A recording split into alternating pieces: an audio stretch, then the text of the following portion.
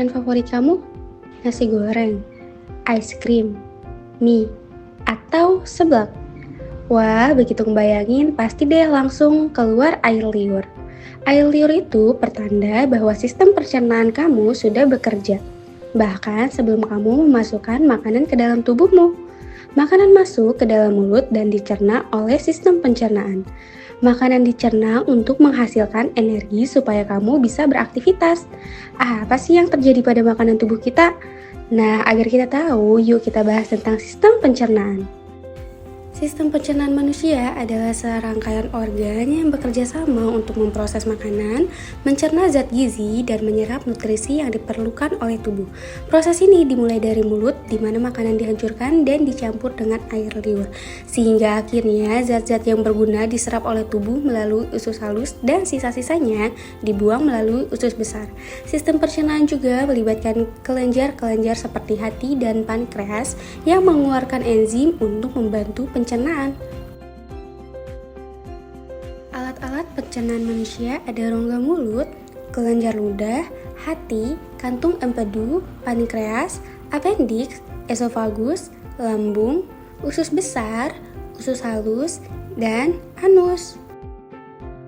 Alat-alat pencernaan. Yang pertama ada saluran pencernaan. Saluran yang memproses makanan dengan pengunyah, penelanan, dan pencampuran. Yang kedua ada kelenjar pencernaan. Alat pencernaan yang dapat menghasilkan enzim-enzim untuk pencernaan kimiawi. Baik, di sini yang pertama ada rongga mulut. Rongga mulut adalah bagian pertama dari saluran pencernaan yang berfungsi untuk menerima makanan. Gigi berfungsi untuk menghancurkan dan menggiling makanan menjadi potongan kecil, memudahkan proses pencernaan. Lidah membantu mencampur makanan dengan air liur, merasakan rasa, dan mengarahkannya ke tenggorokan untuk ditelan. Air liur mengandung enzim amilase yang mulai mencerna karbohidrat serta melembabkan makanan agar lebih mudah ditelan. Yang kedua, kerongkongan. Kerongkongan atau esofagus adalah saluran yang menghubungkan tenggorokan dengan lambung. Fungsinya untuk mengalirkan makanan dan cairan yang ditelan dari mulut ke lambung melalui gerakan peristaltik atau kontraksi otot. Yang ketiga, lambung. Lambung adalah organ dalam sistem pencernaan yang terletak di antara kerongkongan dan usus halus. Fungsi utamanya adalah untuk mencerna makanan secara mekanik dan kimiawi.